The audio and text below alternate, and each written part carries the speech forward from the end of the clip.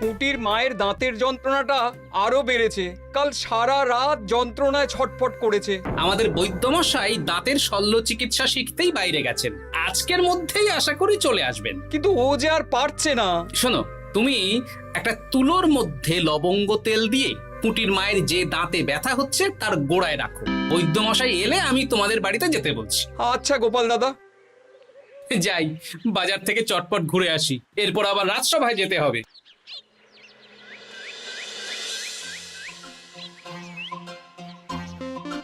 উফ, কি গরম রে বাবা, ছাতা নিয়ে বেরোলে ভালো হতো। এই তো সামনে আখের রস বিক্রি হচ্ছে, একটু আখের রস খাই, শরীরটা বেশ চাঙ্গা লাগবে। ভাই, আখের রস কত করে দিচ্ছ? 1 ভাঁড় 10 আনা গোপাল দাদা। দাও দেখি 1 ভাঁড়। আরে, এই যন্ত্রটা কিন্তু দারুণ। ওই আমাদের রাজ্যের বিজ্ঞানী মশাইয়ের অবদান।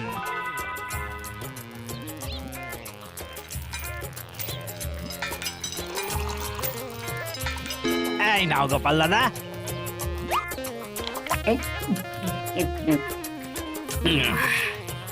আহ, শান্তি। এই নাও ভাই, তোমার 10 আনা।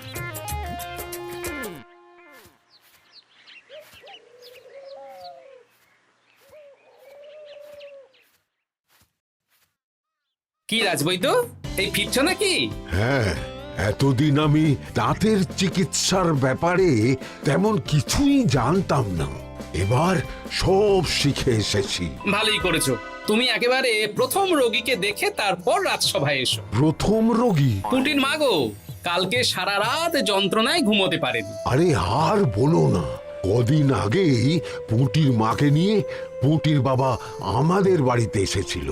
দেখলাম ওই বাড়ির দাঁতে বিস্তর সমস্যা। সেই জন্যে দাঁতের শল্য চিকিৎসা শিখতে চলে গেলে? ঠিক তাই, আমি ব্যথা কমার পথ্য দিয়ে এসেছিলাম। দেখি এবার দাঁতটা তুলেই দিতে হবে। তাহলে তুমিও পুঁটিদের বাড়িতে যাও, আমি বাড়িতে থলে রেখে আসছি।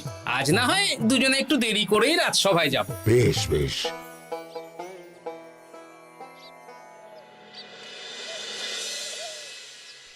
দেখুন মহারাজ, দেখুন আজকে রাজবৈদ্য আসেনি, আর ওদিকে গোপালও ডুব দিয়েছে। এই আনন্দে আমাদেরও ছুটি দিয়ে দিন মহারাজ। কি আনন্দে? এই গরমে বাড়ি বসে একটু আমপানার শরবত খাবো আর ঘুমবো। রাজ্যের সেনাপতি যদি বিশ্রামের কথা বলি, তাহলে আমার আর কিছুই বলার নেই।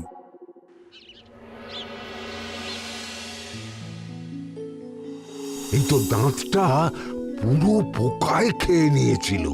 এখন দুদিন কোনো কথা বলা যাবে না, শুধু জল বা তরল জাতীয় খাবার খাবে।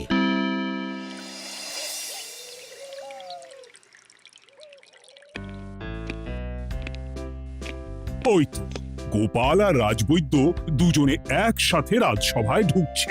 রাজবৈদ্য মশাই ওনার জীবনের প্রথম শল্য চিকিৎসা করছিলেন, তাই আমিও দেখছিলাম। তা কি রাজবৈদ্য, সফল হয়েছো?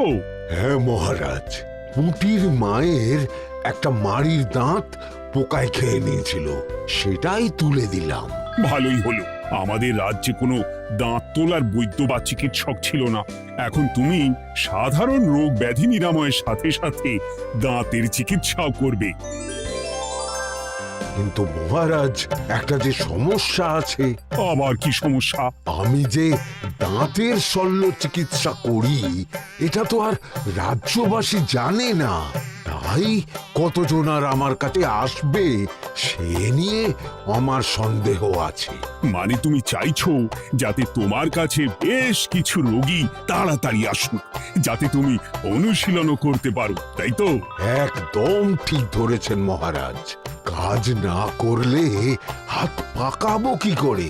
তাহলে ঢেড়া পিটিয়ে বলে দিলেই তো হয়। এতে তেমন ভালো কাজ হবে বলে মনে হয় না। তা তুমি কি বলতে চাইছো গোপাল? প্রচার হবে, কিন্তু একটু অন্যভাবে। কিভাবে? আজ বিকেলে আমি রাজবৈদ্যর হয়ে প্রচার করব, শুনে নেবেন। বেশ। শুনুন শুনুন শুনুন, আমাদের কৃষ্ণনগরের রাজবৈদ্য এখন দাঁতের শল্য চিকিৎসাও করছেন। যারা যারা আমাদের রাজবৈদ্যের কাছে দাঁত তোলাবেন, তাদের দাঁত তোলার পরে 2 দিন কোনো শত্রু থাকবে না। চিকিৎসার সময় সকাল 7টা থেকে সকাল 10টা পর্যন্ত।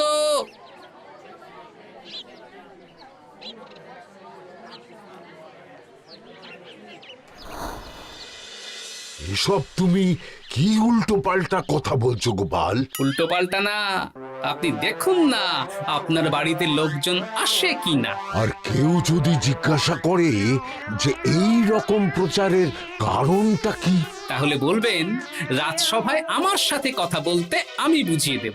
বেশ।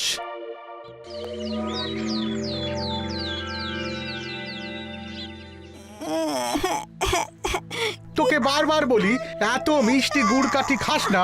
কি করব বাবা, কি ব্যথা!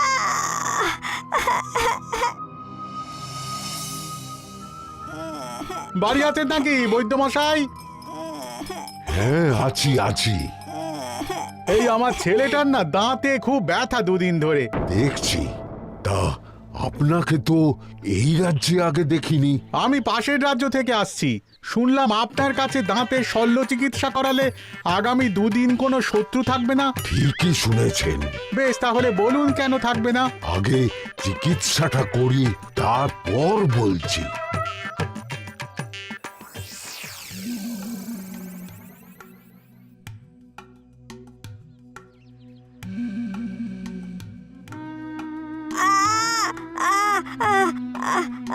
আর চিন্তা নেই, এখন দুদিন কোনো কথা বলা যাবে না। এবার তো বলুন আমার ছেলের আগামী দুদিন কোনো শত্রু থাকবে না কেন? আজকে রাজসভায় চলে আসুন, ওখানে গোপাল এই প্রশ্নের উত্তরটা দিয়ে দেবেন। তা বৈদ্য, তোমার কাছে আজকে কেউ এসেছে? সকাল সকাল দাঁত তুলে এলাম মহারাজ। বাবা, একদিনের প্রচারই এই ব্যাপার? মহারাজ, মহারাজ, বাইরে কয়েকজন অপেক্ষা করছে, তারা গোপাল দাদার থেকে কিছু জানতে চায়। তাদের ভিতরে আসতে বলো।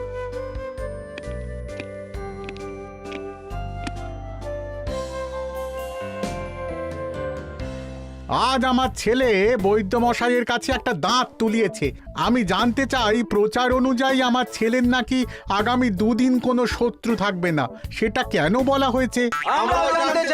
বলতে পারি, কিন্তু কথা দিতে হবে। এই কারণটা বাইরে আর কাউকে বলা যাবে না। বেশ, বলবো না। বাংলায় একটা প্রবাদ আছে, বোবার শত্রু নেই। মানুষ সাধারণত কথার বিনিময়ে মতবিরোধ, বিবাদ বা শত্রুতা করে। যে ব্যক্তি কথা বলতে পারে না, তাই তার সঙ্গে কথা বলে মতবিরোধ হওয়ার কোনো সুযোগই নেই।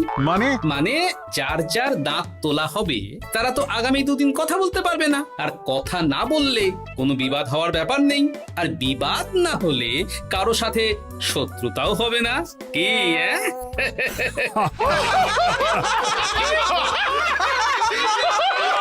এই জন্যই তুমি হাসির রাজা গোপাল ভাঁড়। কে তোমার কথা শুনতে যাবে? একদিন না হয় প্রচারের চমকে এলো, এরপর কিভাবে আসবে শুনি? এরপর রাজবৈদ্যের সুনামেই লোকজন ছুটে ছুটে আসবে। বাহ বাহ বাহ, তোমার কত জ্ঞান! মহারাজ, এই কথা শুনে আমার মাথাতেও একটা বুদ্ধি এলো।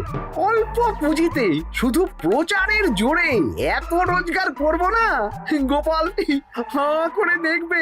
নিশ্চয়ই কোনো লোক ঠকানোর কথা ভাবছেন। মোটেই না। আচ্ছা, আগামী 3 দিন ব্যাপী মেলা হবে, সেখানেই তোমরা দুজনে তাহলে ব্যবসা করো। বেশ, করব। যে সবচেয়ে বেশি রোজগার করবে তাকে আমি 50 মোহর পুরস্কার দেব। রাজীব, মেলার শেষে আমার প্রশংসায় পঞ্চমুখ হবেন সবাই, দেখে নেবেন।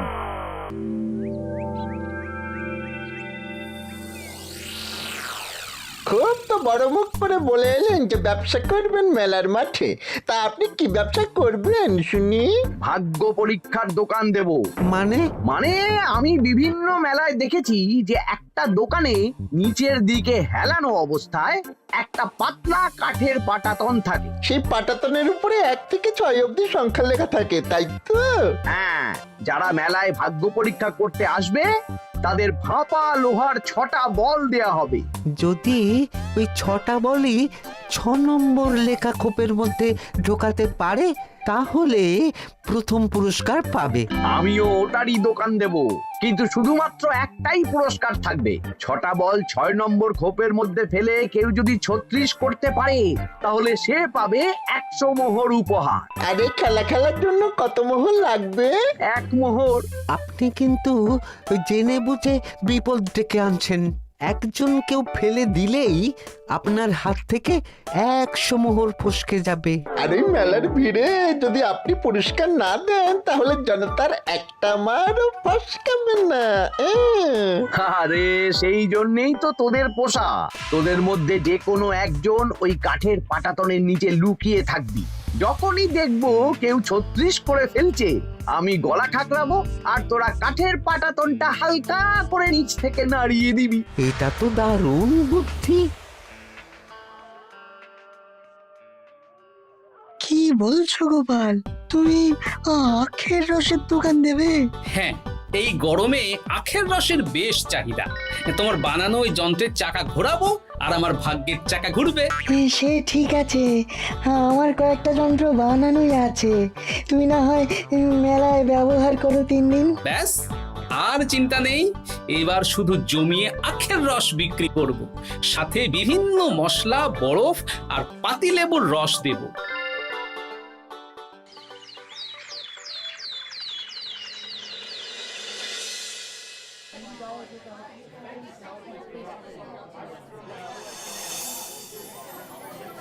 এই দোকানের পানীয় খেয়ে মন হবে বশ। গোপাল ভাঁড় নিয়ে এসেছে ঠান্ডা আখের রস। আরে গোপাল দাদা, তুমি আখের রস বিক্রি করছো? ঠান্ডা আখের রস কত করে গো গোপাল দাদা?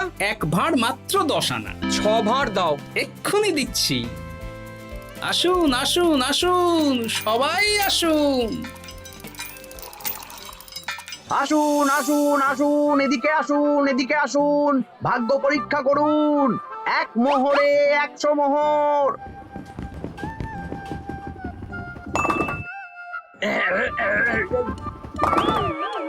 ভাগ্য পরীক্ষা করুন। মন্ত্রী মশাই বলেন কি 1 মোহরে 100? তুমিও ভাগ্য পরীক্ষা করাবে নাকি? একবার বাজিয়ে দেখতে দোষ কি? দাও, আখের রস খেয়ে বরং চলে যাই। এই তো হয়ে এসেছে।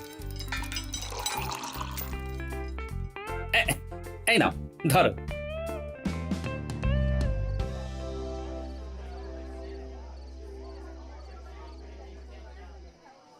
কি মন্ত্রী, ব্যবসা কেমন চলছে? ভালোই। আপনি একবার ভাগ্য পরীক্ষা করে দেখবেন নাকি মহারাজ? না না না, আমি এসবে নেই। জানি আপনার কাছে 100 মোহর নস্যি, তবুও 1 মোহরের বিনিময়ে চেষ্টা করে দেখুন না।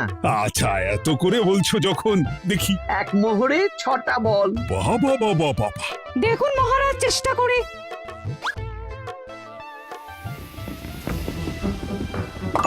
এই তো একটা 6 পড়েছে। আবার চেষ্টা করুন। জয় মা জয় মা। আবার 6। সাবাস। দেখুন হয়ে যেতে পারে, আর তো মাত্র 4টে বাকি। দেখি তৃতীয়টা। আরে পাস, আবার 6। নিন, খেলুন। এই যা, হলো না। আরেকবার প্রথম থেকে চেষ্টা করবেন নাকি মহারাজ?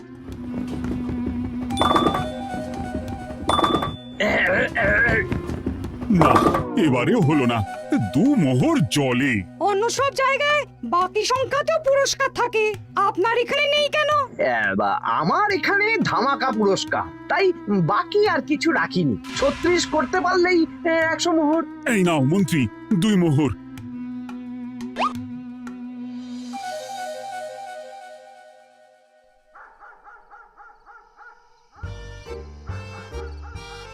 কি মন্ত্রী মশাই, আর তো মেলায় লোকজন নেই, বাড়ি যাবেন না?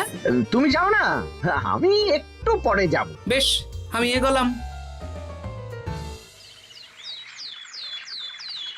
গোপাল আর মন্ত্রী, তোমাদের কার কেমন রোজগার হয়েছে একদিনে? মহারাজ, কালকে আমার 7 মোহর 20 আনা রোজগার হয়েছে। আমার 70 মোহর। কিন্তু খরচ কিছুই হয়নি, কারণ কেউ 36 করতে পারেনি মহারাজ। বাহ বাহ বাহ, আমি তো বলেছিলাম আমি যখন ব্যবসা করব গোপাল আমার ধারে কাছে দাঁড়াতে পারবে না। বেশ, এখনো তো আজ আর কাল দুদিন মেলার বাকি আছে। দুদিনেও আমার 2 কানা করিও খরচ হবে না, শুধুই রোজগার। গোপাল যতই প্রচার করুক আর যতই ভালো আখের রস বানাক না কেন, আমার ব্যবসাকে টপকাতে পারবে না। ঠিক আছে, আজকে আমি একবার ভাগ্য পরীক্ষা করে দেখবো। আমার দোকানে সুস্বাগতম। নাও সেনাপতি, চেষ্টা করে দেখো। দিন বল, আমিও সেনাপতির খেল দেখতে এলাম। প্রথম বল। এই যে গড়িয়ে গড়িয়ে গড়িয়ে 6 নম্বর, সাব্বাস সেনাপতি। আবার 6, তৃতীয়, চতুর্থ, পঞ্চম, আরেকটা ফেলতে হবে।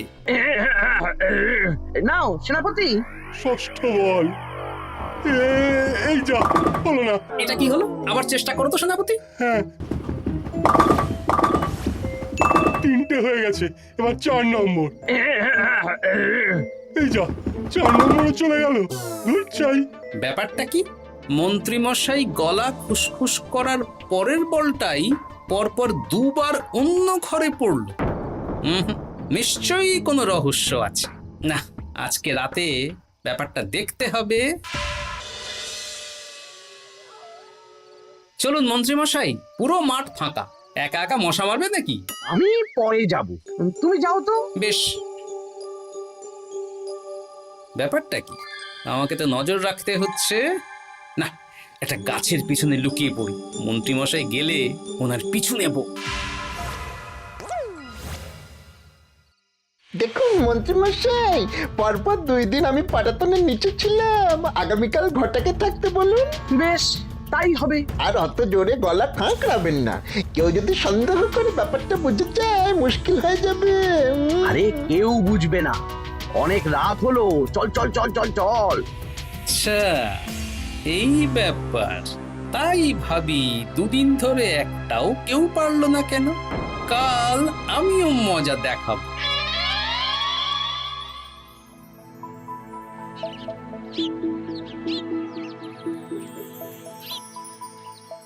বাবা চলে এসেছেন দেখছি। এত চাহিদা না আমার এই ভাগ্য পরীক্ষার, তাই আগে আগে চলে এসেছি। মন্ত্রীমশাই, আপনাকে মহারাজ এক্ষুনি ডাকছেন। এখন কেন? সে তো জানি না, চলুন।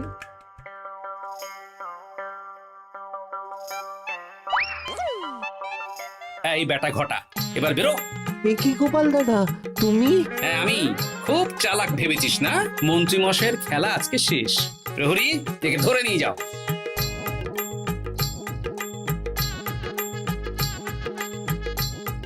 বিজ্ঞানী, তুমি তোমার চুম্বক নিয়ে এসেছো তো? হ্যাঁ, এবার 6 নম্বরের নিচে একটা টান টান করে সমান রেখা টানতে হবে, আগা থেকে গোড়া অবধি। তুমি তো সব সকালে বুঝিয়েই দিয়েছো। দাঁড়াও, দাগটা টেনে নি। একদম 6 নম্বর খোপ অবধি যাচ্ছে, সেই অনুযায়ী টান টান করে দাগ টানো। টানছি, তুমি বাইরে নজর রাখো। নজর রাখছি। কাজ হয়ে গেছে, তুমি একবার অনুশীলন করে দেখে নাও। হ্যাঁ দেখছি। শুরু করো। শুরু করছি। একদম পাক্কা আছে। দূর, কেউ ডাকেনি, অকারণে সময় নষ্ট করলো। কতগুলো খদ্দের ফিরে গেছে কে জানে। কি হলো মন্ত্রী মশাই, এত রাগ কিসের? রাগ হবে না, ওরই বেটা আমার সাথে মজা করছিল। বেশ অনেকজন খদ্দের ফিরে গেল, আমার কত ক্ষতি হয়ে গেল। আমি খেলে আপনার ক্ষতিপূরণ দিতে পারি। কি, তুমি খেলবে? হ্যাঁ, ভাগ্য পরীক্ষা করতে দোষ কোথায়? ওই তো বেশ কয়েকজন সভাসদেরা আসছেন, সবার সামনেই খেলবো। তাহলে শুরু করি। হ্যাঁ, শুরু করো। এই বল যা, 6 নম্বরে যা। আরে বাস, গোপালের ফেলাপল তো গড়ালো না, সোজা 6 নম্বরে চলে গেল। এই দেখুন, আবার যাবে। বলকে আমি বলবো, বল কথা শুনবে। এই বল যা তো, 6 নম্বরে যা। আবার 6, আবার 6। আবার 6। কি, এটা কি হচ্ছে? যা বল, এটাও 6 নম্বরে যা। আবার 6। 100 মোহর। হ্যাঁ এটা কি করে হলো? দিন মন্ত্রী মশাই, 100 মোহর দিন। ইয়ে না মানে মন্ত্রী দাও বলছি। আমি আবার খেলবো। 6 আবার 6। আবার 100 মোহর। আর নেই। এই ঘটা আর কি করছিসটা কি? ঘটা নেই মন্ত্রীমশাই, আমি আছি। আর আছে আমার চুম্বক। মানে মানে তোমার কারসাজি ধরা পড়ে গেছে মন্ত্রী। গোপাল আমাদের সব বলেছে। হ্যাঁ, আপনি যেমন ছলনা করে ভাগ্য পরীক্ষার ব্যবসা করছিলেন, তেমনি গোপালও ছলনা করে আপনার ব্যবসা উল্টে দিল। তাহলে শেষমেশ কে জিতলো? হাসির রাজা, জ্ঞানীর রাজা, রসিক রাজা গোপাল ভাঁড়।